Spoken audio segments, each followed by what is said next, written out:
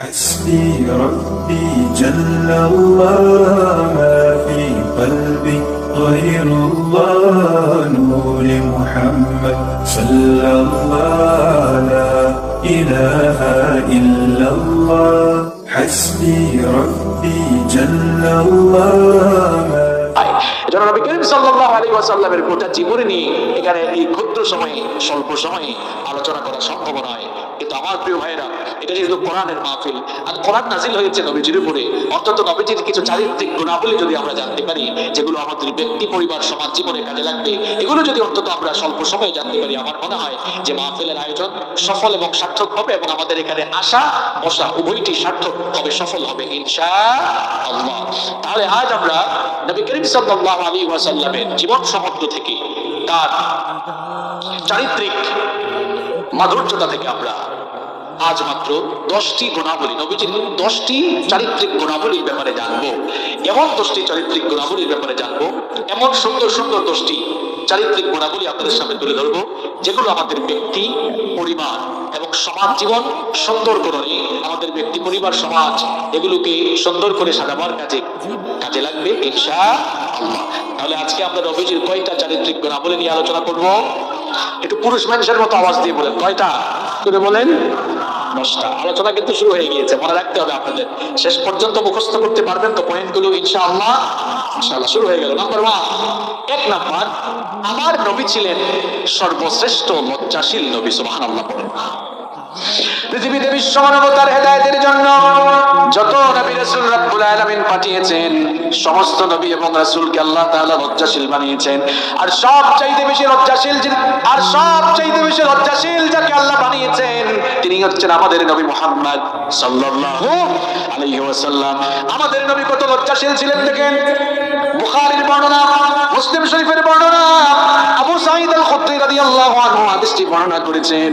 তিনি বলেছেন, কানা রাসূলুল্লাহ সাল্লাল্লাহু আলাইহি ওয়াসাল্লাম আশাদ্দ হায়াআন মিনাল আযরা'i ফি খিদরিহা। তিনি বলছেন, নবী করিম সাল্লাল্লাহু আলাইহি ওয়াসাল্লাম এমন লজ্জাশীল ছিলেন, ঘরে থাকা কুমারী নারীর চাইতেও নবীজি আরো বেশি লজ্জাশীল ছিলেন। আরো আস্তে বলেন সুবহানাল্লাহ। আপনি মনে করতে পারেন, হুজুর আজকে লজ্জাশীলতার পয়েন্ট দিয়ে ওয়াজ শুরু করলো কেন শুরু করেছে? একটু পরে আপনি বুঝবেন। তার আগে আপনি ভালো করে শোনেন, আমার আপনার নবী কেমন লজ্জাশীল ছিলেন। প্রথম হাদিস শোনালাম, ঘরে থাকা কুমারী নারীর চাইতেও লজ্জাশীল ছিলেন মুহাম্মদ সাল্লাল্লাহু আলাইহি ওয়াসাল্লাম। আমার আপনার নবী ছোটবেলা থেকেই কত লজ্জাশীল ছিলেন শুনেন। নবীজির দুধমা হালিমাতুস সাদিয়া বলছেন, স্বাভাবিক অবস্থায় বাচ্চা শিশুরা ক্ষুধা পেলে কান্না করে, কিন্তু শিশু মুহাম্মদুর রাসূলুল্লাহ সাল্লাল্লাহু আলাইহি ওয়াসাল্লাম আমার কাছে যতদিন ছিলেন, আমার কাছে থেকে যতদিন তিনি দুগ্ধ পান করেছিলেন, ক্ষুধার যন্ত্রণায় তাকে কোনোদিন আমি কান্না করতে দেখি নাই। বরং যখনই তার সতর মোবারক থেকে কাপড় সরে যেত, তখন তিনি কান্না করতেন। আবার আমি যখন গিয়ে সতরটা ঢেকে দিতাম, সঙ্গে সঙ্গেই তিনি কান্না বন্ধ করে দিতেন। আবার আপনার নবী কত লজ্জাশীল ছিলেন। আরেকটি হাদিস শুনেন, জাবির বিন আব্দুল্লাহ রাদিয়াল্লাহু আনহু বলেছেন, নবী করিম সাল্লাল্লাহু আলাইহি ওয়াসাল্লাম নবুয়ত পাওয়ার আগে কাবা ঘর রিকনস্ট্রাকশনের কাজে অংশ নিয়েছিলেন। কাবা ঘর পুনর্নির্মাণের কাজে তিনি পার্টিসিপেট করেছিলেন। সেই সময় নবীজির সঙ্গে নবীজির চাচা আব্বাস রাদিয়াল্লাহু আনহু পাথর ভাঙছিলেন, আর নবীজি পাথর কাঁধে বহন করে এগিয়ে যাচ্ছিলেন। নবীজির চাচা আব্বাস রাদিয়াল্লাহু আনহু বললেন, ভাতিজা, এই যে তুমি পাথর কাঁধের মধ্যে নিয়েছো, এই ধুলাবালিগুলো তোমার শরীরে লাগে, শরীরটা ময়লা হয়ে যাবে। আর তুমি যে কাঁধের মধ্যে পাথর নিয়েছো, পাথরের দাগ তোমার কাঁধে পড়ে যেতে পারে। বাবারে, এক কাজ করো, তহবলটা লুঙ্গিটা খুলে কাঁধে রাখো। তারপরে যদি তুমি পাথর বহন করো, তাহলে তোমার গায়ে কোনো বালি পড়বে না এবং তোমার কাঁধের মধ্যেও কোনো দাগ পড়বে না। এই কথা শোনা মাত্রই নবীজি বললেন, চাচা গো, কি করে আমি আমার তহবল খুলবো? আমি যদি আমার তহবল খুলে ফেলি, তাহলে তো আমার সতর প্রকাশিত হয়ে যাবে, আমার তো লজ্জা লাগবে, শরম লাগবে। আল্লাহর কসম, আমি এই কাজ কখনো করতে পারবো না। আব্বাস রাদিয়াল্লাহু আনহু তার ভাতিজা আমাদের নবী মুহাম্মদুর রাসূলুল্লাহ সাল্লাল্লাহু আলাইহি ওয়াসাল্লামের প্রতি দয়া করে বিষয়, তিনি যখনই তহবলটা খুলতে যাবেন, নবীজি সঙ্গে সঙ্গে বেহুশ হয়ে গেলেন। যখন তার হুঁশ ফিরে আসলো, হুঁশ ফেরা মাত্রই নবীজি বললেন, আমার তহবল কোথায়, তহবল কোথায়? যখন দেখলেন তার তহবল ঠিকঠাক আছে, তখন তিনি স্থির থাকলেন। এই ছিল আমার আপনার নবীর লজ্জাশীলতা। আপনি বলবেন হুজুর আজকে ওয়াজ শুরু করলেন লজ্জা শরম দিয়া কেন? এর কারণ হলো আল হায়া শুবাতুম মিনাল ঈমান, লজ্জাশীলতা হচ্ছে ঈমানের অংশ। যার মধ্যে লজ্জা নাই তার মধ্যে ঈমান নাই। আমার আপনার নবী বিশ্ব নবী মুহাম্মদুর রাসূলুল্লাহ করেন সাল্লাল্লাহু আলাইহি ওয়াসাল্লাম, যেই নবী ছোট কাল থেকে লজ্জাশীল ছিলেন, সেই নবীর উম্মতগুলো পুরুষ হোক নারী হোক হায়া শরম ছেড়ে দিয়ে আজ কেমন বেহায়া হয়েছে দেখেন। সেই নবীর উম্মতের পুরুষগুলো আজ কেমন বেহায়া হয়েছে দেখেন। সকল নামাইতে নামাইতে লুঙ্গি প্যান্ট পায়জামা নামাতে নামাতে টাকনুর নিচে জুতার নিচে নিয়ে ফেলেছে। অবশ্য এই কাজ কারবার কক্সবাজারে নাই। ভালো করে এই হাদিসটি শুনুন। নবীজি বলেছেন কিয়ামতের দিন ওই বান্দার দিকে আল্লাহ তাকাবেন না, তার সঙ্গে আল্লাহ কথা বলবেন না, তাকে জাহান্নামের আযাব থেকে মুক্তি দিবেন না, তাকে আল্লাহ পবিত্র করবেন না। চারটা কথা বলেছি, কান খাড়া করে শোনো। যুবক ভাইরা তোমরা ভালো করে আমার কথাগুলো শোনো। নবীজি বলেছেন কিয়ামতের দিন ওই লোকটার দিকে আল্লাহ তাকাবেন না, তার সঙ্গে আল্লাহ কথা বলবেন না, তাকে আল্লাহ পবিত্র করবেন না, তাকে আল্লাহ জাহান্নামের আগুন থেকে বাঁচাবেন না, রেহাই দিবেন না। সাহাবীরা বললেন নবী গো কার ব্যাপারে আপনি এমন ভয়ঙ্কর কথা বললেন? নবীজি বললেন যেই পুরুষ তার টাকনুর নিচে কাপড় ঝুলায়।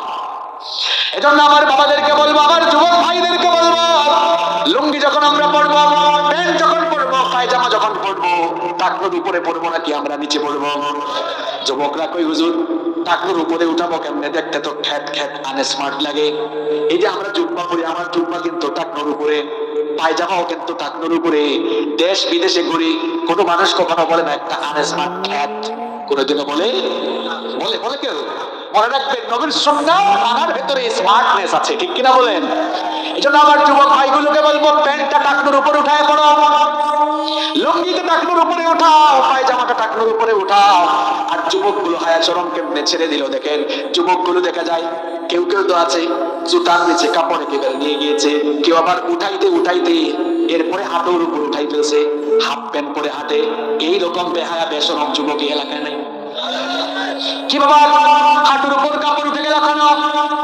আমার যুবক ভাইদেরকে বলবো আমার আপনার নবী এমন ছিলেন না। হায়া শরম একটু নিজের মধ্যে পয়দা করো, নিজের কাপড় চোপড় ঠিকঠাক করো, কারণ আল হায়া শুবাতুম মিনাল ঈমান, লজ্জাশীলতা ঈমানের অংশ।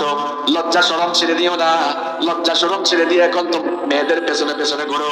মেয়েদের পেছনে পেছনে ঘোরা এটা ইসলামের তরিকা নয়, নবীদের তরিকা নয়। ঘটনা তো একটা মনে পড়ছে, আমি কি বলবো? সব নবীরাই লজ্জাশীল ছিলেন, তুমি যে এখন মেয়েদের পেছনে পেছনে ঘোরো। এবার শোনো খুব সুন্দর একটা ঘটনা যুবক তোমাকে শোনাই। মূসা নবীর নাম আমরা জানি কি জানি না? এটা নরম নবী না গরম নবী? ফেরাউনের বংশের একটাকে এক থাপ্পড় দিয়ে দুনিয়া থেকে বিদায় করে দিলেন। এখন ফেরাউন যখন মূসা আলাইহিস সালামকে ধরার জন্য অর্ডার দিল, আল্লাহ তাআলা মূসা আলাইহিস সালামকে বললেন ও মূসা মিশর থেকে তুমি এখন হিজরত করো। সাইয়েদনা মূসা আলাইহিস সালাম মিশর থেকে হিজরত শুরু করলেন। দৌড়াতে দৌড়াতে পথ চলতে চলতে তিনি মাদায়েনের একটা কুয়ার কাছে চলে গেলেন। শুনতেছেন আপনারা? মাদায়েনের একটা কুয়ার কাছে গেলেন। মাদায়েনের কুয়ার কাছে গিয়ে দেখলেন কিছু লোক তাদের পশুকে পানি পান করাচ্ছে, আর অদূরে দুইটা নারী দুইটা মেয়ে পশুর পাল নিয়ে তারা অসহায়ের মতো দাঁড়িয়ে আছে। এদেরকে দেখে তার মনে দয়া হলো, গিয়ে বললেন সবাই তো দেখি পশুকে পানি পান করায়, তোমরা এখানে দাঁড়িয়ে আছো কেন? তারা বলল আমাদের গায়ে এত শক্তি নাই, এত ভিড় ঠেলে আমাদের পশুগুলোকে আমরা পানি পান করাতে পারি না। এই জন্য এরা যখন পশুগুলোকে পানি পান করিয়ে চলে যায়, আমরা তারপরে সবার শেষে গিয়ে আমাদের পশুগুলোকে পানি পান করাই। সাইয়েদনা মূসা আলাইহিস সালাম মনে মনে চিন্তা করলেন দুইটা মেয়ে যদি তারা তাড়াতাড়ি তাদের পশুগুলোকে পানি পান করাতে পারে, তাড়াতাড়ি তারা বাড়ি যেতে পারবে। তিনি বললেন অসুবিধা নাই, তোমরা দাঁড়াও, আমি তোমাদেরকে সহযোগিতা করছি। মূসা নবীর গায়ে শক্তি কম না বেশি? কেমন শক্তি আপনি বুঝেন না, এক থাপ্পড়েই শেষ। ওই নবী আবার সবাইকে ঠেলে এবার পশুর পালকে পানি পান করালেন। এবার ওই দুই মেয়ে তাড়াতাড়ি বাড়ি ফিরে গেল। দুই মেয়েও ছিল শুআয়ব আলাইহিস সালাম, তিনিও পয়গম্বর। শুআয়ব আলাইহিস সালামের দুই মেয়ে, শুআয়ব আলাইহিস সালাম বয়সের পারে ধৈর্য হয়ে গিয়েছিলেন। জিজ্ঞেস করলেন কি ব্যাপারে মেয়েরা, প্রত্যেকদিন তো বাড়িতে দেরি করে আসো, আজ কেন এত তাড়াতাড়ি ফিরলে? মেয়েরা ঘটনা শোনারা বলল এক যুবক কোন জায়গা থেকে জানি আসছে, আমাদেরকে সহযোগিতা করেছে। যুবকটা বড়, এই যুবকটা আমাদেরকে সহযোগিতা করার কারণে আজকে তাড়াতাড়ি বাড়িতে ফিরতে পেরেছি। শুআয়ব আলাইহিস সালাম মেয়েদেরকে বললেন যেহেতু সে তোমাদেরকে সহযোগিতা করেছে, তাকে ডেকে নিয়ে আসো, আমি তাকে পুরস্কৃত করতে চাই। এবার এক মেয়ে চলে গেল, শুআয়ব আলাইহিস সালামের কথা অনুযায়ী মেয়ে চলে গেল, গিয়ে দেখলো মুসা আলাইহিস সালাম একটি গাছের নিচে বিশ্রাম করছেন। মেয়ে গিয়ে বলল, আমাদের বাবা আপনাকে দেখেছেন, তিনি আপনাকে পুরস্কৃত করতে চান। মুসা আলাইহিস সালাম এবার বললেন, ঠিক আছে আমি যাব, তবে তুমি আমার সামনে হাঁটবা না। যুবক ভালো করে শোনো, মুসা নবী বললেন, তুমি আমার সামনে হাঁটবা না, পেছনে হাঁটো। কারণ একজন যুবকের সামনে মেয়ে হাঁটলে, বলেন তো দেখি, মেয়ের প্রতি যুবকের আসক্তি কাজ করতে পারে কিনা। এজন্য মুসা নবী দেখেন নবীদের চরিত্র কত পুত পবিত্র, কত সুন্দর। মুসা নবী বললেন, তুমি পেছনে হাঁটো, পেছন থেকে আমাকে রাস্তা বলে দাও, আমি হাঁটতে থাকবো, তুমি আমার পেছনে পেছনে হাঁটবা। মুসা আলাইহিস সালাম এবার শুআয়ব আলাইহিস সালামের বাড়িতে চলে গেলেন। শুআয়ব আলাইহিস সালাম মেহমানদারি করলেন।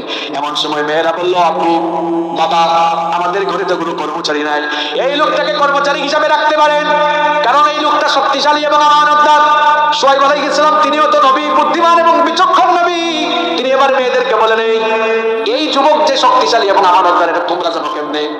তখন মেয়েরা বললো, আমানতদার এটা বুঝেছি এইভাবে, যখন তাকে ডেকে আনতে গিয়েছি তখন আমাদেরকে বলেছে পেছনে হাঁটো, সামনে যেও না।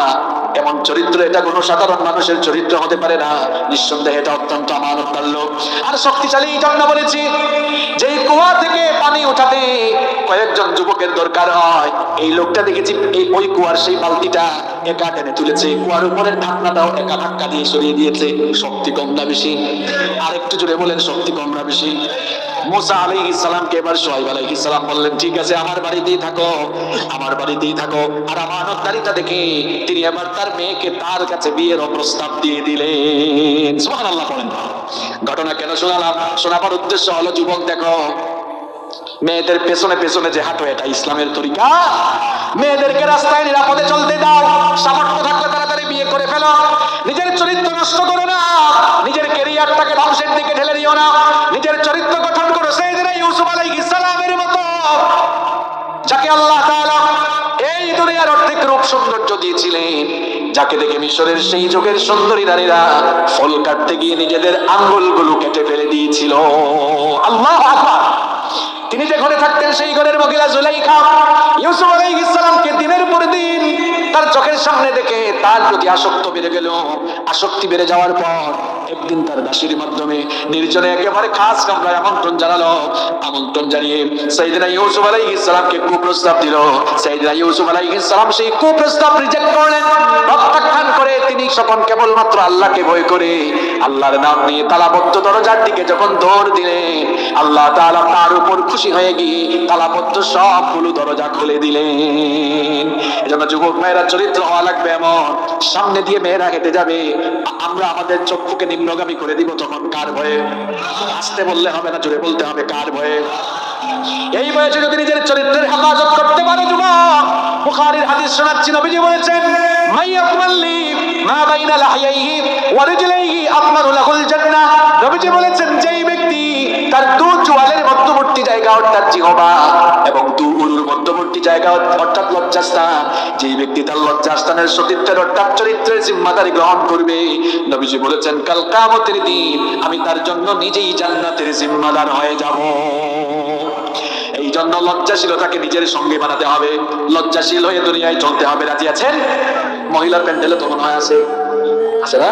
আমার মা বোনটাও হায়া শরম ছেড়ে দিয়া বোরখা ছেড়ে দিয়েছে।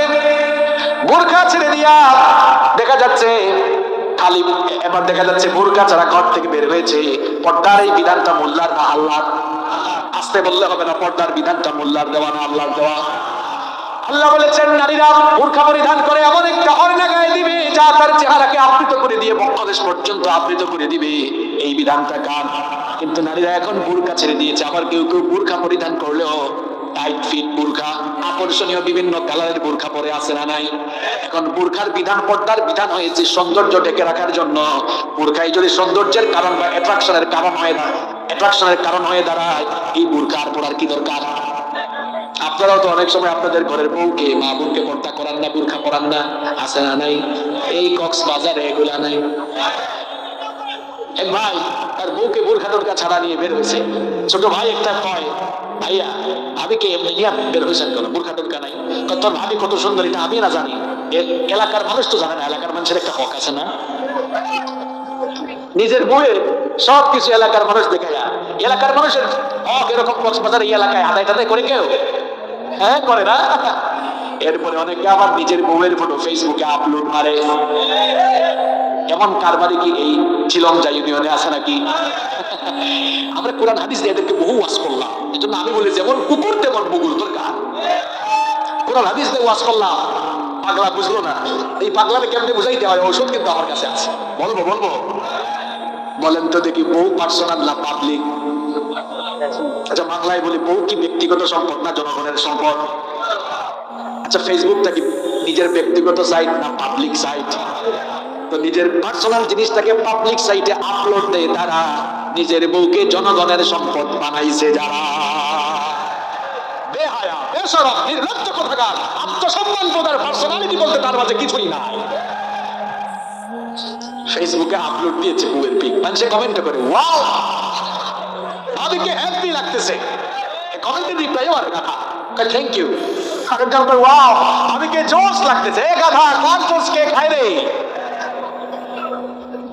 এরকম আছে?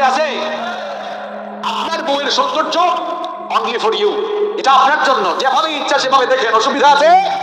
আমার ইসলামটা কত পবিত্র, কত সুন্দর। বিয়ের আগে একটা বেগানা নারীর দিকে তাকালে গুনাহ হয়, কিন্তু দেখেন বিয়ের পরে নিজের বউয়ের দিকে ভালোবাসার নজরে, মহব্বতের নজরে যতবার তাকাবেন, যতবার তাকে ছুবেন, যত বেশি ভালোবাসবেন, আমলনামায় তত বেশি নেকি দেন কে? এই জন্য বলেছি যুবক, সামর্থ্য থাকলে বিয়ে করো, না থাকলে রোজা রেখে তৌফিক কামনা করতে হবে কার কাছে? তাহলে হায়া শরম আমাদের ব্যক্তি জীবনে, পারিবারিক জীবনে থাকবে নাকি থাকবে না? নাম্বার 2 নাম্বার হচ্ছে আমার আপনার নবী ছিলেন সত্যবাদী। পয়েন্ট কি মনে থাকবে? 1 নাম্বার কি বলছি? লজ্জাশীল হবেন তো সবাই। পুরুষ মানুষ যারা এখানে, যুবক ছেলেরা আছে, কাটিং এর চুল তুলতে রাখবে, চুল রাখতে রাখতে আমার মহিলার মতো বানাইছে, পেছন থেকে বোঝাও যায় না এটা আপু না ভাইয়া, সামনে আসলে বোঝা যায়। আসে তো আবার এখন দেখলাম যুবকরা কাটিং করে চুল রাখে, কোনো দিকেই চুল নাই, মাঝখানে চুল, দেখলে মনে হয় পাখির বাসা বানাইছে চুলের মধ্যে। আছে একটু ভদ্রভাবে চুল রাখো, সুন্দর ভাবে রাখো। আবার অনেকে এখন কি নেইমার না নাইমার, নাম কি জানি, নেইমার কাটিং, মাসি কাটিং, মাসি না মেসি, এইসব কাটিং চুল রাখে। আবার অনেকে দেখলাম চুল রেখে এরকম মানে কি বলে ভেড়ার মতো কি জানি আবার লাগায়, মানে চুলগুলো কেমন করে ফেলে, অনেকে আবার এদিকে টান মারে, ওইদিকে টান মারে, এমন কাটিং মানে এই অঞ্চলে নাই। কিরে এত বেহায়া হয়েছে কেন? এটা কোন জাতের চুল রাখো? মেয়েরাও হায়া সড়ক ছেড়ে দিয়ে এখন, ইসলামের বিধান তো নাই। এই যে ব্রু প্লাক করে আসে, ব্রু না দিলে তো আপনাকে দেখতে সিলামুরগি লাগতো। ব্রু আল্লাহ তাআলা দিয়েছেন সৌন্দর্য বর্ধনের জন্য, এটাকে আপনি শাসেন কেন? ব্রু প্লাক করাকে হারাম করে দিয়েছেন কে? করতে যাবেন না। আমরা ইসলাম মানবো, ইসলাম মানার ভেতরেই কল্যাণ আছে না নাই? 2 নাম্বার আমার আপনার নবী ছিলেন সত্যবাদী নবী। কিন্তু আপনি ডেইলি কয়টা যে মিথ্যা বলেন, খাতা হিসাব করলে খাতা ভরে যাবে। কিন্তু আমার আপনার নবী এমন নবী ছিলেন, খুব মন দিয়ে আমার কথা শোনেন, 63 বছরের জীবনে নবীর জবান থেকে একটা মিথ্যা কথা বের হয় না। আমরা এখন সারাদিন মিথ্যা বলি, কম না বেশি? খুব ভালো মানুষ আপনারা স্বীকারও করছেন। এখন বলেন তো, মিথ্যা বলা এটা কি নবীজির চরিত্রের সাথে মানায় নাকি? এটা নবীর উম্মতের সাথে মানায় নাকি? মিথ্যা বলা জায়েজ, মিথ্যা বলা যাবে নাকি বলেন? মিথ্যা বলার কিছু কুফল আপনাদেরকে শোনাই, আমি যদি আপনাদেরকে বলি, বলেন তো কার মুখে দুর্গন্ধ সবচাইতে বেশি? এক জায়গায় মাহফিলে এই প্রশ্ন করেছিলাম, একজন কয় হুজুর ম্যাজিক দিয়া যে দাঁত ব্রাশ করে না তার মুখে দুর্গন্ধ বেশি। আমি কইলাম কি, আপনি কি ম্যাজিক কোম্পানিতে চাকরি করেন নাকি? বলে সেন্সোডাইনার ক্লোজ আপনি দুষ করলো। তা আমরা মনে করি যে দাঁত ব্রাশ করে না তার মুখে দুর্গন্ধ বেশি। আর নবীজি বলেছেন, কেউ যখন মিথ্যা বলে তার মিথ্যা কথার দুর্গন্ধে রহমতের ফেরেশতা তার দৃষ্টি সীমানার বাইরে চলে যায়। তাহলে বলেন তো দেখি, মিথ্যা বললে যেহেতু রহমতের ফেরেশতার সাথে থাকে না, তাহলে তখন সঙ্গী হয় কি? বুঝে শুনে বলেন, সঙ্গী হয় কি? তাহলে মিথ্যা বলে যারা শয়তানের ফ্রেন্ড, তারা, কথা কি ভুল বলছি? তাহলে মিথ্যাবাদী যারা শয়তানের ফ্রেন্ড, আরেকটু জোরে বলেন। এরপরে দেখেন মিথ্যা বলার 2 নাম্বার কুফল হলো, মিথ্যা বলার কারণে মানুষের ইমানদার থাকে না, কি হয়? না না, উত্তর কিন্তু হয় নাই। বেঈমান না বলেন, মিথ্যা বলার কারণে মানুষ কি হয়? দেখে কে বলতে পারে না? এই তো, এই দেখছেন ইয়াং ছেলে একটা বলে ফেলছে। কি আপনারা কি করেন? মিথ্যা বললে মানুষ কিন্তু যায়, যে ডেজিগনেশনের নাম হচ্ছে মুনাফিক। আপনি বলবেন হুজুর মুনাফিক হইলে আর কি, মুনাফিকটা কি জিনিস আপনি আগে বুঝেন। দুনিয়ায় 800 কোটির বেশি মানুষ আছে। আল্লাহর কোরআন পৃথিবীর সব মানুষকে 4 ভাগে ভাগ করছে। জোরে বলেন কয় ভাগ? 1 নম্বর মুমিন, 2 নম্বর মুশরিক, 3 নম্বর মুলহিদ মানে নাস্তিক, 4 নম্বর হলো মুনাফিক। মনে আছে আপনাদের? 1 নম্বর মুমিন। প্রশ্ন হলো মুমিন কারা? ঈমান এনেছে যারা জান্নাতে যাবে, তাহলে মুমিন যারা জান্নাতে যাবে। 2 নম্বর মুশরিক, মুশরিক কারা? আল্লাহর সঙ্গে শিরক করে যারা জাহান্নামে যাবে, তাহলে 2 নম্বর মুশরিক যারা জাহান্নামে যাবে। 3 নম্বর মুলহিদ মানে কি বলছিলাম? নাস্তিক। নাস্তিক যেগুলো গেল মানুষের জাত না, এগুলো মানুষের কোনো জাত। আপনি বলেন হুজুর এটা কেমন কথা বললেন? এটা আমি বলি নাই তো, এরা যে মানুষের জাত না এটা আল্লাহই বলেছেন। আল্লাহ বলেছেন উলাইকা কাল আনআম, এরা পশুর জাত। আল্লাহ বলেছেন না, এরা আরো খারাপ, বাল হুম আদাল, এর চাইতেও আরো নিকৃষ্ট। নাস্তিক কারা? স্রষ্টায় বিশ্বাস করে না, তারা কয় দেয়ার ইজ নো গড, স্রষ্টা বলতে কেউ। তারা যদি বলেন এই কথা বললে কেন, থাকলে তো দেখলাম আনসিনিস না, ঠিক যা দেখা যায় না তা বিশ্বাস করা যায় না। ওই যে বললাম যেমন কুকুর তেমন কি দরকার? মুগুর দরকার। তারা বলবেন এই তোর বাপ তোরে জন্ম দিয়েছে এটা তুই দেখছ? হয়েছে নি প্রশ্ন? তোর বাপ তোরে জন্ম দিয়েছে এটা তুই দেখছ? নিজের চোখে দেখছ? নিশ্চয়ই বলবে না। তো তোর দাবি যা দেখা যায় না তা যদি বিশ্বাস করা না যায়, তোর বাপ তোরে জন্ম দিয়েছে এটা তুই দেখোস নাই, তুই মনে হয় একটা বেজন মা ছাত্রী। আর এরকম বেজন্মার জাত যারা, অমানুষের জাত যারা স্রষ্টায় বিশ্বাস করে না, তারা নাস্তিক যারা জাহান্নামে যাবে। আমি বলেছিলাম কোরআনের ভাষায় মানুষ কয় প্রকার? 1 নাম্বার, আপনাদেরকে বলা লাগবে 1 নাম্বার মুমিন যারা জান্নাতে যাবে যারা। 2 নাম্বার মুশরিক যারা, কোথায় যাবে তারা? এদেরকে জাহান্নামে আমরা বানাইছি না, আল্লাহ বানিয়েছেন। 3 নাম্বার নাস্তিক যারা। 4 নাম্বার বাকি রইল কোনটা? এবার বলেন মুনাফিক যারা। হ্যাঁ না না, উত্তর কিন্তু হয় নাই। এই জন্য বলছি হুজুর মিথ্যা বলে মুনাফিক হইলে আর কি আছে, কি হবে? এই বুঝেন কি হবে? বলেন মুনাফিক যারা কোথায় যাবে তারা? না না, হয় নাই। ইয়েস, এই যে কে বলছে এটা? হাত তোলেন একটু। বাপ রে বাপ, কি সুন্দর চেহারা, মাশাআল্লাহ মাশাআল্লাহ। দেখছেন, উত্তর সঠিক দিয়েছে। মুনাফিক যারা জাহান্নামে নয়, জাহান্নামের তলায় যাবে তারা। আপনাকে ঠিকঠাক একুরেট করে বলতে হবে, সলিড কথা বলতে হবে। মুনাফিক কিন্তু কাফেরের চেয়ে আরো নিকৃষ্ট, আরো খারাপ। পৃথিবীর কয়েকটা কুখ্যাত কাফেরের নাম আমরা জানি, যেমন নমরুদ, ফেরাউন, আবু জাহাল, আবু লাহাব, উতবা, শাইবা, হামান, শাদ্দাদ, কারুন। কুখ্যাত না বিখ্যাত কাফের? আর একটু জোরে বলেন। এই কুখ্যাত কাফের গুলো যাবে জাহান্নামের উপরের তলায়, আর মুনাফিক যারা, এই মুনাফিক গুলো যাবে জাহান্নামের নিচের তলায়। কথাটা মোল্লার না আল্লাহর? আল্লাহ বলেছেন ইন্নাল মুনাফিকিনা ফিদ দারকিল আসফালি মিনান নার, নিশ্চয়ই মুনাফিকরা জাহান্নামের তলায় থাকবে আর কাফেরগুলো জাহান্নামের উপরে থাকবে। যদি বুঝে থাকেন বলেন তো দেখে, তুলনামূলকভাবে কাফেরের চেয়ে মুনাফিক ভালো না খারাপ? আরো যদি বলেন ভালো না খারাপ? মুনাফিক গুলোকে কিন্তু চেনাও যায় না। কেউ যদি কই হুজুর, ও হুজুর হিন্দু দেখবো, কোথায় যাব? আমি বলবো ভারতে একটা সফর দিয়া দেখেন, ডানে বামে চতুর্দিকে হিন্দু পাবেন, কোটি কোটি হিন্দু সেখানে আছে না নাই? কেউ দেখতে চায়, আমি বলবো মিয়ানমারে যান, চীনে যান। কেউ যদি কই হুজুর খ্রিস্টান দেখবো, আমি বলবো আমেরিকা, ইংল্যান্ডে যান। কেউ যদি বলে হুজুর ইহুদি দেখবো, বলবো ইসরায়েলে যান। কেউ যদি কই হুজুর মুনাফিক দেখতাম, কই যাইতাম? না না, উত্তর কিন্তু একুরেট করে দেওয়া লাগবে। উত্তর হলো যেই সমাজে যেই জায়গায় মুসলমান আছে, সেই সমাজে মুসলমানের বেশে মুনাফিক লুকায়া আছে। মুনাফিক কিন্তু এই প্যান্ডেলের ভিতরে থাকতে পারে। মুনাফিক কিন্তু চেনা যায় না, টুপিও লাগায়, দাড়িও রাখে, জুব্বা পরে, পাঞ্জাবি পরে, সুযোগ পাইলে ইসলাম আবার জমাই করে। মুনাফিক কিন্তু দাড়ি রাখে, টুপি পরে, ইসলামের পক্ষে কথা বলে, আবার মাহফিল বন্ধের জন্য চেষ্টাও করে। মুনাফিক যেই দিকে বৃষ্টি ওই দিকে ছাতা ধরে, মুনাফিক বৃষ্টি যেদিকে ছাতাও ধরে সেই দিকে, এই দিকে থাকে ওই দিকেও থাকে। এইটা ইমানদার না মুনাফিক? মুনাফিক চেনা কিন্তু বড় মুশকিল। দিনের বেলা দেখবেন মাদক বিরোধী সমাবেশের প্রধান অতিথি, রাতের বেলা আবার দেখবেন মাদক কারবারিদের সঙ্গে পাক বসাবার চেয়ারপারসন সভাপতি। এটা আপনি কেমনে চিনবেন? এদিকেও থাকে ওইদিকেও এখন মুনাফিক কিন্তু চেনা যায় না। মুনাফিক আপনি চিনবেন কেমনে? কপালে সাইনবোর্ড নাই, পিঠেও সাইনবোর্ড নাই, স্কুল কলেজে তো ড্রেস কোড আছে, ওই স্কুলের ড্রেস একটা, এই স্কুলের ড্রেস আরেকটা। মুনাফিকের কিন্তু আলাদা কোনো ড্রেস হোক, আরে আপনি চিনবেন কেমনে? নবীজি বলেছেন মুনাফিকের কিছু খাসলত আছে, খাসলত থেকে তাকে চেনো। নবীজি বলেছেন তার মধ্যে তার একটা খাসলত হলো ইদা হাদ্দাতা কাযাবা, যখন সে কথা বলে কথায় কথায়, আরো জোরে বলতে হবে, কথায় কথায়। তাইলে আমি বলছিলাম মিথ্যা বলার কুফল কয়টা? ভুলে গেলে চলবে? কি লাইনের আলোচনা, মিথ্যা বলার কুফল হলো। আরে ভাই আঙ্গুল থেকে বলেন কয়টা, আরো জোরে। এক নাম্বার বলেছি মিথ্যা বলে যারা শয়তানের ফ্রেন্ড। দুই নাম্বার মিথ্যা বলে যারা মুনাফিক হয়ে যায়। আপনি বলবেন হুজুর মুনাফিক হইলে কি হইছে? কি হইছে শুনেন, আপনার চেয়ে নমরুদ ভালো, আপনার চেয়ে ফেরাউন ভালো, কারণ সে তো জাহান্নামের উপরে। আর আপনি যদি মুনাফিক হয়ে মারা যান জাহান্নামের নিচে যাবেন। করোনা ভাইরাস, এটার চেয়ে মারাত্মক ভাইরাস হলো মুনাফিকি ভাইরাস। আপনি বলবেন হুজুর এই কথা বললেন কেন?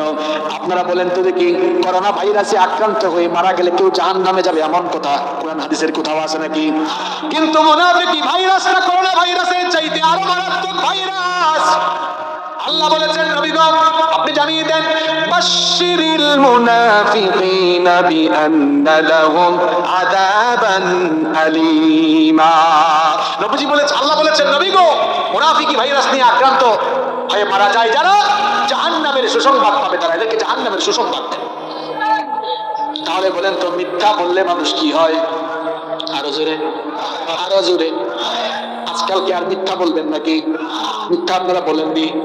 ফোন আসছে, কয় দোস্ত তুই কোথায়? আছে কক্সবাজার, সে কয় আমি আছি টেকনাফ। আছে না নাই? দেখবেন আপনাদের কক্সবাজার থেকে অনেক ধরনের বাস যায়, স্লিপার কোচ আছে না? এক পাগলা জীবনে কোনোদিন স্লিপার কোচ, অল্প স্লিপার কোচে উঠে নাই, উঠার পরে উঠছে, এই যে দেখেন না সুবহানাল্লাহ গ্রিন লাইনের কিছু বাস যায় 2 তলা, উঠছে উপরের তলায় শীত হয়ে শুয়ে আছে স্লিপার কোচ, উঠে লাগতেছে একটু বিমান বিমান ভাব, কারণ উপরে উঠছে তো দেখতেছে একটু বিমান বিমান লাগে। দোস্ত একটা কল দিছে, কিরে দোস্ত কই? আমি বিমানে আছি। যেই দোস্ত কল দিছে হে কিন্তু বিমান চড়ছে, বিমানের অভিজ্ঞতা আছে। কয় পাগলা বিমানের ভিতরে তো নেট থাকে না রে, তো নেট তুই পাইলি কেমনে? মিথ্যা বললে মুনাফিক হবেন, অন্যদিকে বেইজ্জত হওয়ার সম্ভাবনা আছে না নাই? এই যে আপনারা হাসতেছেন, ঘরের ভিতরে এখন কিন্তু মিথ্যার সরাসরি আছে না নাই? গল্প কিন্তু আরেকটা মনে পড়ছে, বলবো। একবার ঘরের ভিতর ঢুকছে, ঢুকে দেখে তার ছেলে খাতায় জানো কি লিখে? কয় বাবারে খাতার মধ্যে তুমি কি লিখো দেখি, তোমার হাতের লেখা কেমন? হাতে নিয়ে দেখে খাতায় কিন্তু ছেলের হাতের লেখা খুব একটা ভালো না। কয় তোমার বাপ, আমি আমার হাতের লেখা কত সুন্দর, আমার ছেলে তুমি তোমার হাতের লেখা সুন্দর না কেন? আমি একটু লিখে দিই, আমার হাতের লেখা দেখে দেখে প্র্যাকটিস করো, হ্যান্ড রাইটিং ঠিক করো। বাপ এবার লিখেছে সত্য মানুষকে মুক্তি দেয়, মিথ্যা মানুষকে ধ্বংস করে লিখে দিয়ে বলছে বাবা যাও খাতা দেখে দেখে প্র্যাকটিস করো, হাতের লেখা সুন্দর করো। ছেলে এবার টেবিলে বসে বসে লিখতেছে, এমন সময় দরজায় কলিং বেল। এবার দরজার ফাঁক দিয়ে দেখে হায় হায় আব্দুল সালাম ভাই আসছে, টাকা পায় 10,000 10,000। ছেলের কাছে এসে বলে আব্বু, বাবা যাও দরজা খুলে দিয়ে বলো, আস্তে করে বলো আব্বু বাসায় নেই। বাপ যেমন পাকনা, পাকনার ঘরে আরেকটা হয়েছে ছেলেও পাকনা, সেও বলে আব্বু এটা কি খাতায় না লিখেছেন সত্য মানুষকে মুক্তি দেয়, মিথ্যা মানুষকে ধ্বংস করে। এখন আমার এই যে মিথ্যা বলান কেন? কয় বাবারে খাতার লেখা খাতায় থাকুক, এখন তুই মিথ্যা বলে আগে আমারে নাজাত দে। এইরকম মনে হয় নাই? আপনি আপনার ছেলে মেয়ের সামনে মিথ্যা বললে আপনার ছেলে মেয়ে আপনার কাছ থেকে কিন্তু ওই মিথ্যাটা শিখবে। এজন্য খবরদার ছেলে মেয়ের সামনে মিথ্যা বলবেন না। আমি নবীজির কথা বলছিলাম, আমার নবীর 2 নম্বর চারিত্রিক গুণাবলী বলছিলাম। এমন নবীর উম্মত আমরা, যেই নবীর জবান থেকে জীবনে কোনোদিন একটা মিথ্যা কথা বের হয় নাই। মুসলমানরা কি বলবে, কাফেররা পর্যন্ত সাক্ষ্য দিয়েছে মুহাম্মদকে আমরা জীবনে কোনোদিন মিথ্যা বলতে শুনি না। বলেন ওই নবীর উম্মত হিসাবে আমরা মিথ্যা বলা যাবে নাকি? মিথ্যা কারা কারা এখন থেকে বলবেন? হাত তুলেন। বলতে যাচ্ছে মনোযোগ আছে, এখন থেকে সত্য কথা বলবো, সত্য পথে চলবো, রাজি আছেন? আল্লাহ তৌফিক দান করুন। কষ্ট হচ্ছে আপনাদের? শেষ করে দিব। এবার শুনেন নবীজির 3 নম্বর চারিত্রিক গুণাবলীর কথা বলি। আমার নবী ছিলেন সবচাইতে শ্রেষ্ঠ আমানতদার। আমানতের খেয়ানত এখন আমাদের সমাজে কম। আরো আসতে বলেন। আমার নবী কেমন আমানতদার ছিলেন শুনে খুব ভালো করে শুনেন, ঘটনা কিন্তু আরেকটা মনে পড়ছে। নবী করিম সাল্লাল্লাহু আলাইহি ওয়াসাল্লাম আল্লাহর দ্বীনের দাওয়াত দিলেন। কাফের মুশরিকরা নবীজির নবীজির দাওয়াতের বিরোধী হয়ে দাঁড়ালো, নবীজির দাওয়াতকে বাধাগ্রস্ত করার জন্য বিভিন্ন অপকৌশল তারা গ্রহণ করলো। শেষ পর্যন্ত আমার নবীকে তারা প্রাণে মেরে ফেলার জন্য প্রস্তুতি নিল। রব্বুল আলামিন তখন তার নবীকে মক্কা থেকে মদিনায় হিজরতের জন্য আদেশ দিলেন। নবীজি হিজরতের রাতে যখন মক্কা ছেড়ে চলে যাবেন, তার চাচাতো ভাই নবীজির সাহাবী আলী রাদিয়াল্লাহু আনহুকে ডাকলেন, ডেকে বললেন, ও আলী, আমার বিছানায় তুমি শুয়ে থাকো। কাফেররা তাহলে মনে করবে আমি ঘরে আছি, আর এই সুযোগে আমি রাতে রাতে মক্কা ত্যাগ করতে পারবো। আর আলী গো, তোমার কাছে আমি একটা দায়িত্ব দিতে চাই, সেই দায়িত্ব তুমি সঠিকভাবে পালন করতে পারবে নাকি বলো? আলী রাদিয়াল্লাহু আনহু তখন বললেন, ও আল্লাহর নবী, কোন দায়িত্ব আমাকে বলেন, সেই দায়িত্ব পালনের জন্য আমি আমার জীবনটাকে বিলিয়ে দিতেও রাজি। নবীজি তখন বললেন, আলী গো, এই কাফের মুশরিকটা তো আমাকে প্রাণে মেরে ফেলার জন্য প্রস্তুতি নিচ্ছে, এদের কারণেই তো আমি মক্কা থেকে চলে যাচ্ছি। কিন্তু এদেরই কারো কারো টাকা পয়সা, সোনা দানা, ধন সম্পদ আমার কাছে গচ্ছিত রাখা, আমানত রাখা। আমি তো এই আমানত গুলো ফিরিয়ে না দিয়ে আমি যদি চলে যাই, আমি আল্লাহর কাছে অপরাধী হয়ে যাব। হতে পারে তারা আমাকে কষ্ট দিচ্ছে, মেরে ফেলতে চাইছে, কিন্তু তোর আমানত গুলোর খেয়ানত করা তো আমার জন্য শোভা পায় না। এই নাও লিস্ট, লিস্ট দেখে দেখে যাদের আমানত আমার কাছে জমা আছে, ঠিকঠাক ভাবে তাদের আমানত গুলোকে তাদের কাছে পৌঁছায় দিবা। এবার ভাইরা বলেন তো দেখি, ওই জায়গায় আপনি থাকলে কি করতেন? আপনার শত্রু আপনাকে কেউ মেরে ফেলতে চাইতেছে, কিংবা এক সময় হয়তো আপনার কাছে আমানত রেখেছিল, এখন আপনার সঙ্গে শত্রুতা হয়েছে। আপনি তো এমন স্বার্থপর মানুষ, আপনি বলবেন যা যা রাখছিল আগে আর কিছুই ভাবি। এটা আমার আপনার চরিত্র। আর নবীজিকে যারা মেরে ফেলতে চাইছে, আলী রাদিয়াল্লাহু আনহুকে দেখে বলছেন, আলী, যার যার আমানত যার যার কাছে ঠিক মতো ফিরাই দিন। সুবহানাল্লাহ। আরে ভাই, আপনি শত্রুকে কি ফিরিয়ে দিবেন? আপনি তো ভাই হয়ে ভাইয়ের সম্পদ পর্যন্ত মেরে খেয়ে ফেলেন, আছে না নাই? ভাই হয়ে নিজের ভাইকে জায়গা সম্পদ থেকে বঞ্চিত করে দেন, এইরকম মানুষ আছে না নাই? আপনি তো এমন কারবারি, আপনি সুযোগ পাইলেই কিন্তু চুরি চামারি মারতেন না। আরে ভাই, আমরা তো খাটের নিচে জুতা রাখি, শেষরা চোর আর চামাররা খাটের নিচে তেলও কিন্তু লুকায়া রাখি। আমানতের খেয়ানত এখন চতুর্দিকে চলছে। মনে রাখবেন, আমানতের খেয়ানত দুই জিনিসের আলামত। বুঝে থাকলে বলেন, আমানতের খেয়ানত কই জিনিসের আলামত? এক নম্বর আমানতের খেয়ানত মুনাফিকের, দুই নম্বর আমানতের খেয়ানত কিয়ামতে। নবীজিকে একদিন জিজ্ঞেস করে, আলামাতুস সাআহ, ওগো আল্লাহর নবী, কিয়ামত কখন হবে? নবীজি বললেন, ইযা দুইয়াতিল আমানাতু ফান্তাজিরিস সাআহ, যখন চতুর্দিকে আমানতের খেয়ানত শুরু হয়ে যাবে, তখনই কিয়ামত এসে যাবে। সাহাবারা বললেন, ওয়া কাইফা ইদাতুহা ইয়া রাসূলুল্লাহ, বলেন সাল্লাল্লাহু আলাইহি ওয়াসাল্লাম, নবী গো, আমানতের খেয়ানত আবার হয় কেমনে? নবীজি বললেন, ইদা উসনিদাল আমরু ইলা গায়রি আহলিহি ফান্তাজিরিস সাআহ, যখন যোগ্যতার জায়গাগুলোতে অযোগ্য মানুষ বসে যাবে, আমানতের খেয়ানত হবে, কিয়ামত নিকটবর্তী হয়ে যাবে। এখন কিন্তু তাই হচ্ছে। মসজিদ কমিটির সভাপতি হওয়ার যোগ্যতা নাই, মসজিদ কমিটির সভাপতি। বক্তা হওয়ার যোগ্যতা নাই, বক্তা হয়ে গেছে। সভাপতি হওয়ার যোগ্যতা নাই, সভাপতি হয়ে গেছে। মুহতামিম হওয়ার যোগ্যতা নাই, মুহতামিম। প্রিন্সিপাল হওয়ার যোগ্যতা নাই, প্রিন্সিপাল। মেম্বার হওয়ার যোগ্যতা নাই, চেয়ারম্যান। আরে ভাই, চেয়ারম্যান হওয়ার যোগ্যতা নাই, হয়ে গেছে এমপি। এগুলা কিন্তু নবীজির ভাষায় যোগ্যতার চেয়ারে অযোগ্য মানুষ বসা মানে। এর আগের কথাটা বলে, আমানতের খেয়ানত। এখন তো দেখবেন, যাদের কাছে সারা জীবন যারা এলাকায় এলাকায় যাত্রা পালা করেছে, তারাও কিন্তু জনগণের মাথার উপর উঠে বসে আছে। এগুলা কিন্তু ভালো লক্ষণ। যেই জায়গায় যে থাকা দরকার, ওই জায়গায় থাকাটা আমানতদারিতা। যেই জায়গায় যে থাকার কথা না, ওই জায়গায় থাকা মানে খেয়ানত। আর আমানতের এই খেয়ানত যখন হয়ে যাবে, তখন চতুর্দিকে কিন্তু অশান্তি নেমে আসবে। এই জন্য এখান থেকে শিক্ষা নিতে হবে, নবীজি ছিলেন আমানতদার। আমরা কথা বলার সময় আমানতদারিতা রক্ষা করব, কাজ করার সময় আমানতদারিতা রক্ষা করব। কোন মানুষ আপনার কাছে আমানত রাখছে, আপনি ওইটা খাইতে পারেন? মানুষের আমানত আপনি ঠিকঠাক মতো রাখবেন, কারণ আমানতদারিতা হলো নবীজির অন্যতম চরিত্র। নম্বর 4 নম্বর হচ্ছে, আমার নবী ছিলেন একজন সর্বশ্রেষ্ঠ বিচারক। শুনতেছেন আপনারা? মাঝে মাঝে এলাকায় এলাকায় আমরাও বিচার আচার করি, কি করি না? আমি জানি না আপনাদের কক্সবাজার এলাকায় সামাজিক বিচার টিচার হয় কিনা। আমি দেখেছি আমাদের সিলেটে এই সামাজিক বিচার আচার গুলোতেও কিন্তু অনেক মুরব্বীরা টাকা পয়সা ঘুষ খাইয়া রায় কিন্তু উল্টাই ফেলে, আছে না নাই? আরে বাপরে বাপ, আমি একবার বাড়িতে গিয়া শুনলাম, আমার এক আত্মীয় বলে, এক প্যাকেট পেনশন সিগারেট খাওয়াইয়া বিচারের রায় উল্টাই ফেলছে। আমি বললাম, এত সাংঘাতিক ঘুষখোর, এক প্যাকেট পেন্সিল দিয়ে রায় উঠাই ফেলছে। বলেন গ্রামে এখন যে এগুলা আছে না নাই? দেখেন আমার নবী কেমন বিচারক ছিলেন। ঘটনা কিন্তু আরেকটা মনে পড়ে গেছে, বলবো। মাসুমা গোত্রের এক সম্ভ্রান্ত নারী চুরি করে ধরা পড়লো। এখন বলেন তো নবীজির আদালতে বিচার হবে, নবীজি বিচার করবেন কি দিয়ে? বলেন কি দিয়ে? এখন ইসলামের বিধান হলো চোর যদি সে পুরুষ কিংবা নারী যেই হোক না কেন প্রমাণিত হলে হাত কেটে দাও। অনেকে আবার খুব মানবতা দেখা যায়, কয় দেখছো ইসলামটা কত বর্বর, চোরকে ধরলেই নাকি হাত কেটে ফেলো, কি বর্বরতা। এখন তোমরা তোমাদের এই ফালতু আইন কানুন দিয়া চুরি তো এখনো পর্যন্ত কমাইতে পারো নাই, ধর্ষণ তো এখনো পর্যন্ত কমাইতে পারো নাই। আমি চ্যালেঞ্জ করে বলছি, একটা চুরির বিচার কোরআন দিয়ে করে দেখেন, যত শাসনা চোর রয়েছে এক বিচার থেকে তারের মতো শুরু হয়ে যাবে। ধর্ষণ হয়েছে 2003 সালে, 22 সালে রায় হয় নাই। কি বানায় বলতেছি? এই গত মাসে ইন্ডিপেন্ডেন্ট টেলিভিশনে দেখলাম কোন এক মডেল, নাম তিন্নি না মিন্নি কি জানি না, এই 2003 সালে হত্যাকাণ্ড হয়েছে, 21 সালেও রায় হয়, কিন্তু 22 শুরু হয়ে গিয়েছে।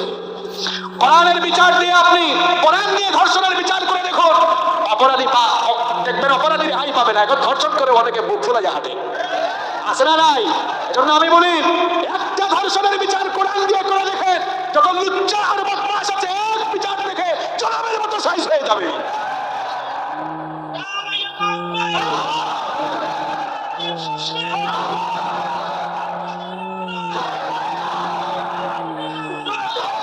আমার ভাইরা আবার শুনেন, সেই সম্ভ্রান্ত নারী যখন চুরি করে ধরা পড়লো, সাহাবায়ে কেরাম একত্রিত হয়ে পরামর্শ করছেন, এত সম্ভ্রান্ত বংশের একজন মহিলা, নবীজি যদি তাকে চুরির রায় দিতে গিয়ে যদি হাত কাটার রায় দিয়ে দেন, ওই বংশের বাণিজ্য থাকবে না। এই জন্য তারা পরামর্শ করতেছেন নবীজিকে একটু সুপারিশ করা দরকার, যেন রায়টা একটু শিথিল করে ফেলেন। দেখেন এখন কে নবীজির কাছে এই সুপারিশ নিয়ে যাবেন, কারো সাহস হয় না। পরামর্শ করে উসামা ইবনে যায়েদ রাদিয়াল্লাহু আনহুকে তারা সিলেক্ট করলেন। বললেন, ও উসামা, তোমাকে তো নবীজি মহব্বত করেন, তুমি নবীজির কাছে এই সুপারিশটা নিয়ে যাও। উসামা ইবনে যায়েদ রাদিয়াল্লাহু আনহু সবার পরামর্শ ক্রমে যখন নবীজির কাছে এই সুপারিশ নিয়ে গেলেন, সঙ্গে সঙ্গে নবীজি মিম্বরে দাঁড়ালেন। মিম্বরে দাঁড়িয়ে সবাইকে সামনে রেখে খুতবা দিলেন, আমার সাহাবীরা শোনো, এক মহিলা চুরি করে ধরা পড়েছে সম্ভ্রান্ত বংশের হওয়ার কারণে, তার বেলায় রায় শিথিল করতে বলতেছো। আমার সাহাবীরা শোনো, ওই অপরাধীর জায়গায় ওই নারী না হয়ে যদি আমার নিজের মেয়ে ফাতেমা হতো, আমি বিচারের রায় দিয়ে অন্য কাউকে দিয়ে নয়, আমি পাপ হয়ে আমার নিজের মেয়ের হাতটা আমি নিজেই কেটে ফেলতাম। আল্লাহু আকবার বলেন, আল্লাহু আকবার। ন্যায় বিচার কারে কই মিয়া? আর এখন আপনার আশপাশের লোক, আপনার সাঙ্গপাঙ্গ কেউ কুকাম করে ধরা পড়ে যায়, থানায় ফোন দেয়, এ ওসি কারে ধরছে, এটা আমার লোক, তাড়াতাড়ি ছাড়ো। আছে না নাই? মানুষ ন্যায় বিচার পাবে কেমনে? আজ কোরআন দিয়ে ন্যায় বিচার হচ্ছে না বলে আজ বিচারের পানি নীরবে নিভৃতে গেলে পড়ছে। এই জন্য নিরপরাধ লোকেরা জেলখানার ভেতরে আছে আর অপরাধীরা জেলখানার বাইরে আছে।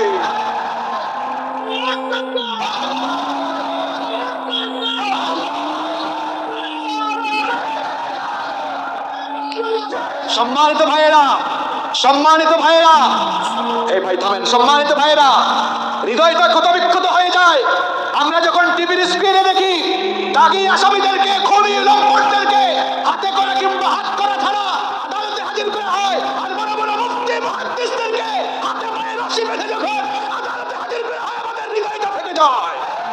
যেই দেশে এমন চিত্র রয়েছে, বড় বড় দাগী আসামিরা হাতে করা ছাড়া কিংবা হাতে করা দিয়ে যেই দেশে দাগী আসামিদেরকে আদালতে হাজির করা হয়, আর বড় বড় মুফতি মুহাদ্দিসদেরকে যেই সমাজে এভাবে বেইজ্জত করে আদালতে তোলা হয়, সেই সমাজের চেতনা বলে সেখানে ন্যায় বিচার নেই, নেই, নেই।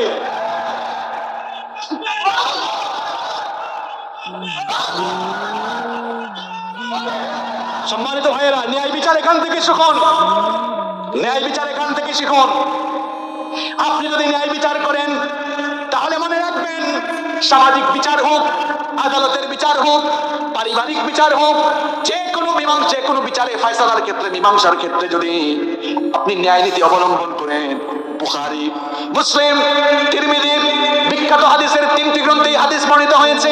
নবীজি বলেছেন, কিয়ামতের দিন সাবাতুন ইউযিল্লুহুমুল্লাহু ফি যিল্লিহি ইয়াওমা লা যিল্লা ইল্লা যিল্লুহু, কিয়ামতের কঠিন দিনে যখন আল্লাহর আরশের ছায়া ছাড়া আর কোনো ছায়া থাকবে না, 7 শ্রেণীর মানুষকে রব্বুল আলামিন আরশের ছায়ার নিচে জায়গা দিবেন। এর মধ্যে এক শ্রেণীর মানুষ হলো তারা ন্যায় নীতির ভিত্তিতে মানুষের মাঝে বিচার করে যারা। এখন দেখেন, আপনি যদি বিচারের ক্ষেত্রে ন্যায় বিচার করতে পারেন, আরশের ছায়ার নিচে আপনাকে জায়গা দিবেন কে? আর যদি বিচার ফয়সালার সময় মানুষের উপরে অবিচার করেন, আপনাকে আমি আর কোন ভাষায় বলবো, আপনার পূর্বের কেউ কিন্তু দুনিয়াতে নাই, আপনিও থাকবেন না, এটা কনফার্ম। মরার পরে জালেম হয়ে আল্লাহর সামনে দাঁড়ানো লাগবে। ওই মৃত্যুকে ভয় করুন, কবরকে ভয় করুন। খুব ভিআইপি আর ভিভিআইপি ভাব দিয়ে চলাফেরা করেন। বিমানে উঠলে দেখা যায় বিজনেস ক্লাসের সিট আছে, ইকোনমি ক্লাসের সিট আছে।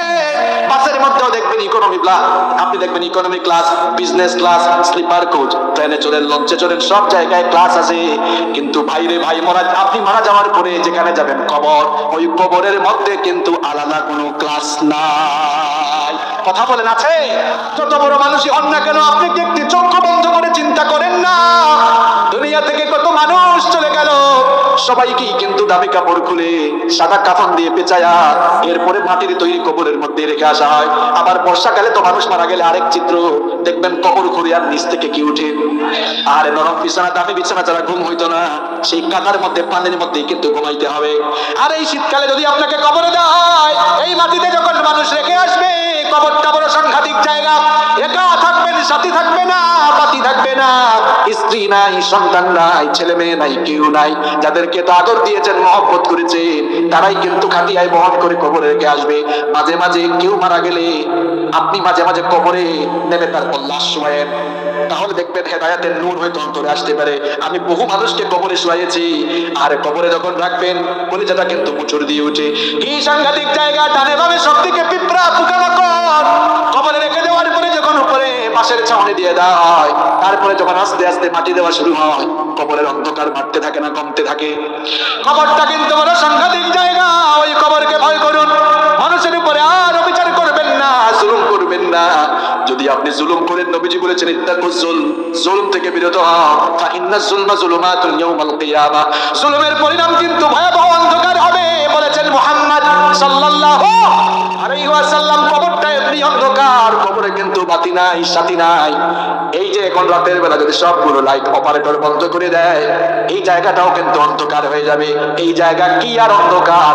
কবর হলো তার চাইতে আরো বেশি অন্ধকার। ওই কবরে কোনো বাতি থাকবে না, সাথীও থাকবে না।